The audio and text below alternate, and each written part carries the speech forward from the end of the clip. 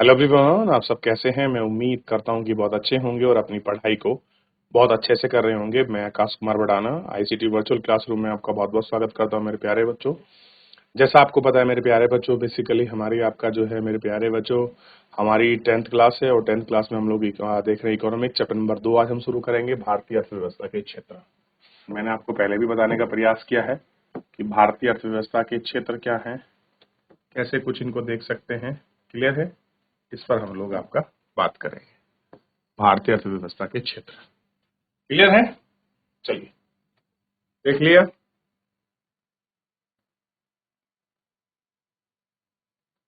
निम्नलिखित चित्रों को देखो।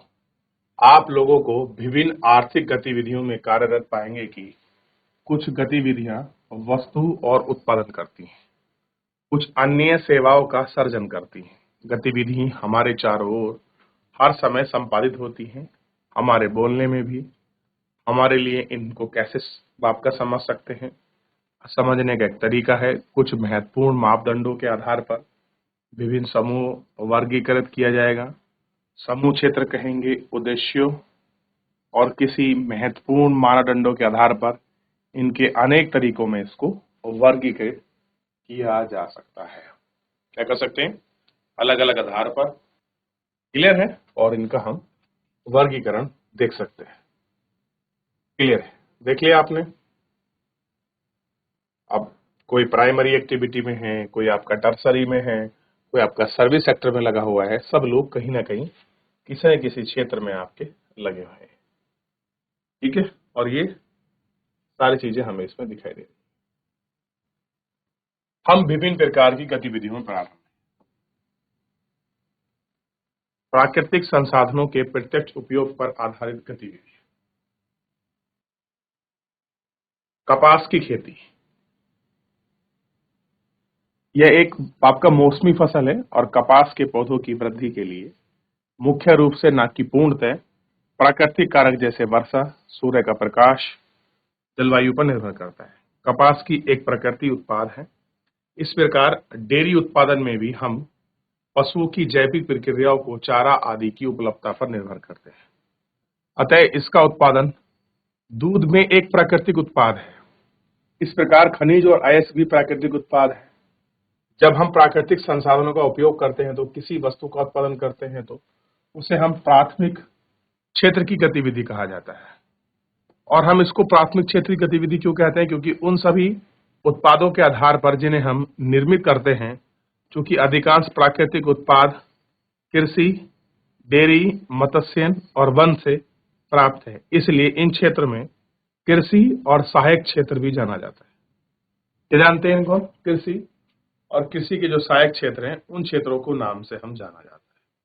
तो संसाधन है, कुछ चीजें आपके डिपेंडेंसी है एक दूसरे की, उन डिपेंडेंसी के जो आपका बेसिस पर इन सभी चीजों को हम लोग आपका देख सकते हैं, बात कर सकते हैं। क्लियर है? ताकि हम इनको जान पाए कि आखिर में है क्या।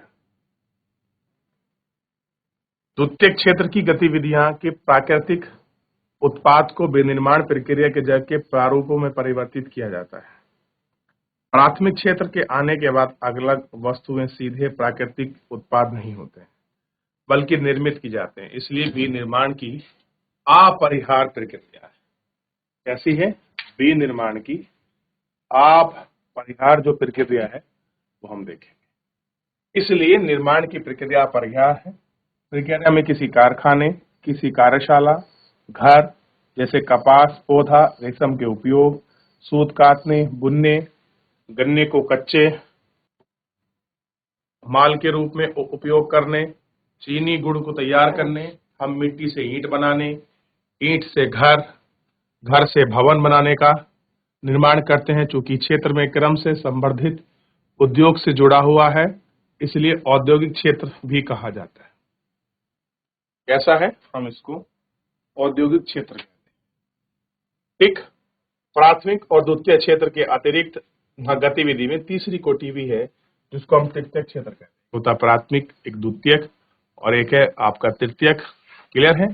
प्राथमिक में कृषि, खनन, मत्स्य एग्रीकल्चर है और द्वितीयक में आपका जो है मैन्युफैक्चरिंग यूनिवर्सिटी इंडस्ट्री है, और तीसरी में आपके सर्विस सेक्टर जैसे बैंक हो गया, स्कूल हो गया, कॉलेज हो गया, शिक्षा हो गई, गृह हो गया, ये सारी चीजें हैं। और उपयुक्त में दो क्षेत्रों में विभिन्नता है। गतिविधियां प्राथमिक और द्वितीय क्षेत्र के विकास में मदद करती हैं। ये गतिविधियां स्वतः वस्तु का उत्पादन नहीं है, बल्कि उत्पादन प्रक्रिया में सहयोग मदद है। प्राथमिक गतिविधियां क्षेत्र उत्पादित वस्तुओं की थोक और खुदरा के विक्रेताओं को बेचने के लिए ट्रकों और ट्रेन द्वारा ही परिवहन करने की जरूरत पड़ती है, और कभी कभी वस्तुओं को गोदामों में भंडारित करने की आवश्यकता होती है। हमें उत्पादन और व्यापार में सहूलियत के लिए टेलीफोन, दूसरों पर वार्तालाप करने, पत्राचार, संवाद, बैंकिंग, कर्जा के अलावा परिवहन, भंडारण, संचार, बैंकिंग, वित्तीय सेवाएं, कुछ उदाहरण हमको दिए गए हैं। ये गतिविधि के बजाय सेवा का सृजन करती हैं, इसलिए इनको सेवा क्षेत्र भी कहा जाता है। क्या कहते हैं हम इनको? सेवा क्षेत्र।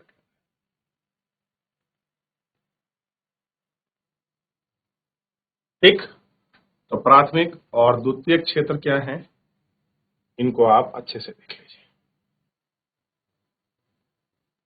सेवा क्षेत्र में कुछ ऐसी अपरिहार्य सेवा भी हैं जो प्रत्यक्ष रूप से वस्तुओं के उत्पादन में सहायक नहीं करते।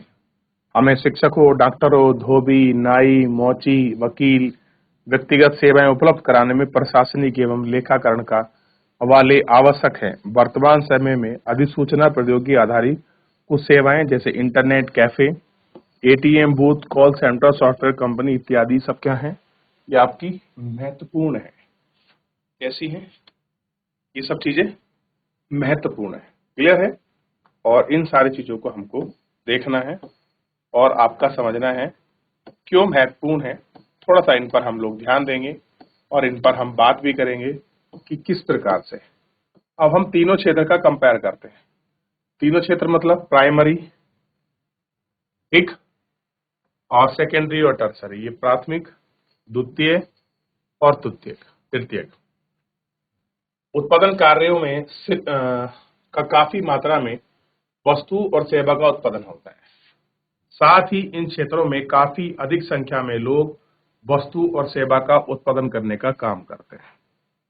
इसलिए अगले चरण में हम यह देख सकते हैं कि प्रत्येक क्षेत्र में कितनी वस्तुएं, सेवाएं उत्पादित होती हैं, कितने लोग क्षेत्रों में काम करते हैं, अर्थव्यवस्था कुल उत्पादन और रोजगार की दृष्टि से एक या एक से अधिक प्रधान होती है, अन्य क्षेत्रों में अपस्थीकृत आकार क्या है। इन सारी चीजों पर बड़ा बात और ध्यान देने योग्य चीजें हैं।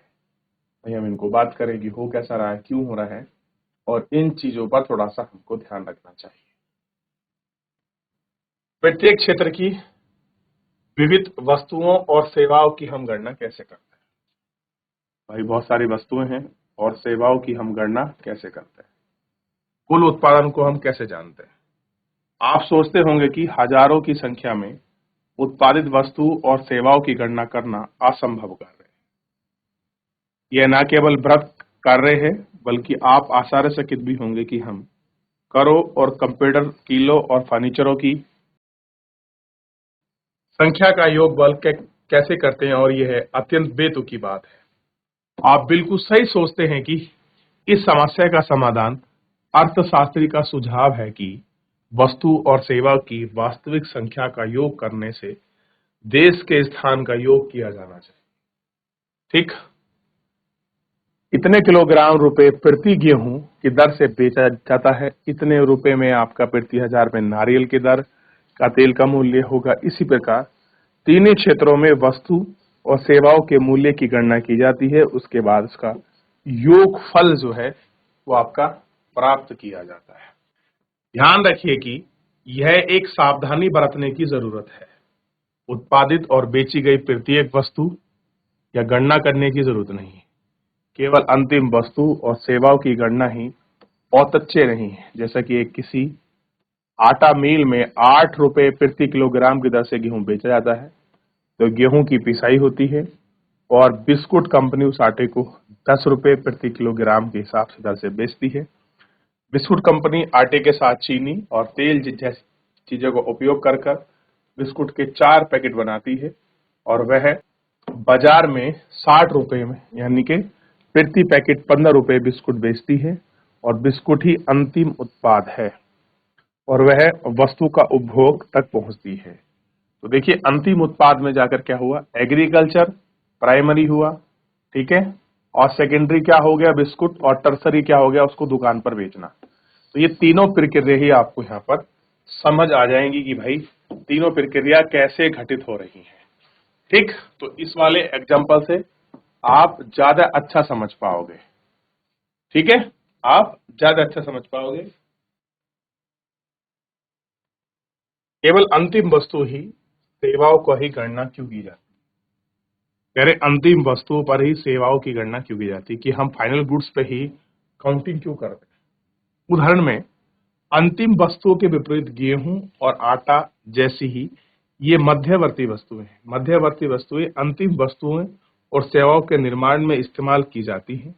अंतिम वस्तुओं का मूल्य ही मध्यवर्ती वस्तु मूल्य से पहले ही शामिल होता है।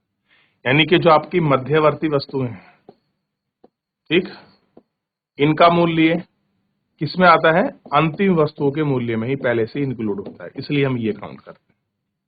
जैसे बिस्कुट का मूल्य 60 रुपए में है तो पहले ही आटे से का मूल्य 10 रुपए इसी में पहले से शामिल है। भाई 60 रुपए का है तो 60 रुपए में 10 रुपए पहले से ही शामिल है, इसलिए हम इस कीमत को लेके इसको नहीं लेंगे क्योंकि ये मध्यवर्ती है। सभी प्रकार की मध्यवर्ती वस्तुओं का भी शामिल होता है। गेहूं आटे के मूल्य की बराबर अलग अलग गणना उचित है क्योंकि तब हम एक ही वस्तु की मूल्य की गणना कई बार करते हैं, पहले गेहूं के रूप में, फिर आटे के रूप में, फिर अंततः वस्तु के बिस्किट के रूप में मूल्य की कई तरह गणना करते हैं।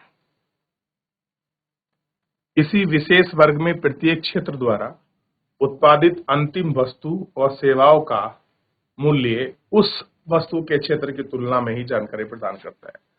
तीनों क्षेत्रों के उत्पादन में सकल घरेलू उत्पाद किसी देश के भीतर किसी विशेष वर्ग में उत्पादित सभी वस्तु और अंतिम सेवाओं का मूल्य है, ठीक, और विशाल इन सबको प्रदर्शित करता है। भारत में सकल घरेलू उत्पाद, ये सैघा लिखा है ना, सकल घरेलू उत्पाद, हम इसको क्या कहते हैं, GDP जैसा मापना कठिन कार्य है केंद्र सरकार के मंत्रालय द्वारा किया जाता है।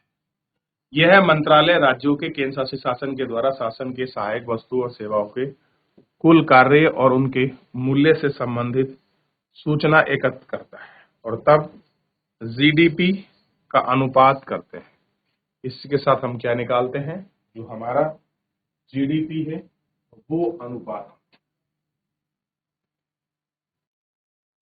चलिए, क्षेत्र के ऐतिहासिक परिवर्तन। सामान्यतः अधिकांश विकसित देशों के इतिहास में यह देखा गया है कि विकास की प्रारंभिक अवस्थाओं में प्राथमिक क्षेत्र ही सक्रियता में सबसे महत्वपूर्ण है। कह रहे जो भी देश आपके विकसित हुए हैं उन विकसित देशों में जो उनके प्राथमिक क्षेत्र हैं इन्हीं ने सबसे ज्यादा इंपॉर्टेंट रोल निभाया है।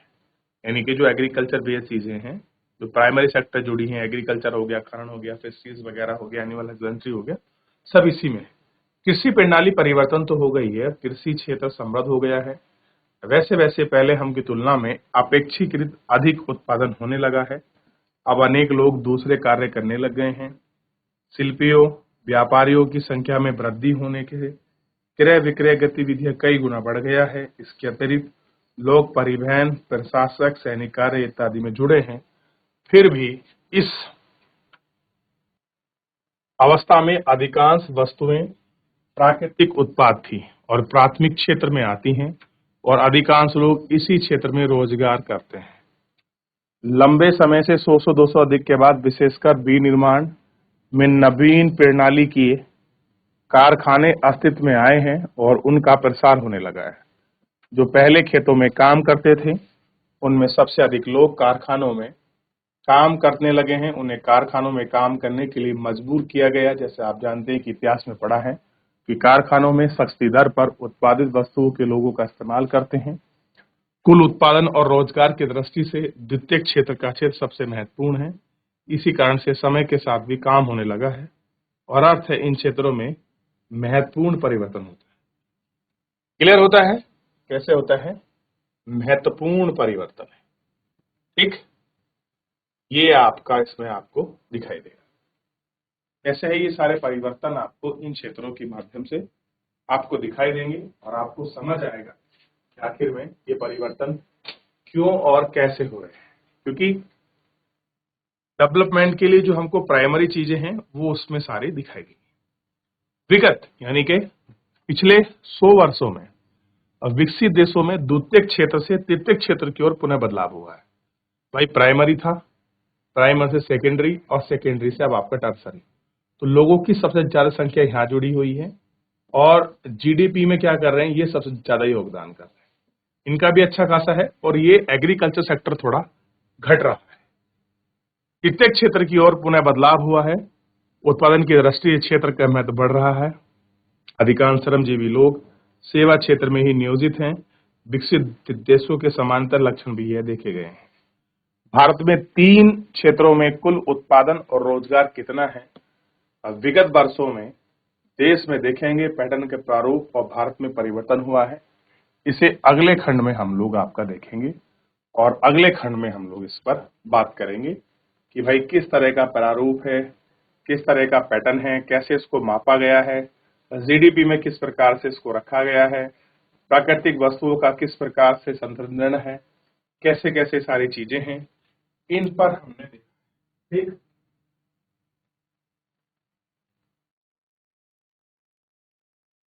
चलिए देख लिया। तो मेरे प्यारे बच्चों, फिलहाल आज के इस लेक्चर में इतना ही। मिलेंगे नेक्स्ट लेक्चर में। धन्यवाद।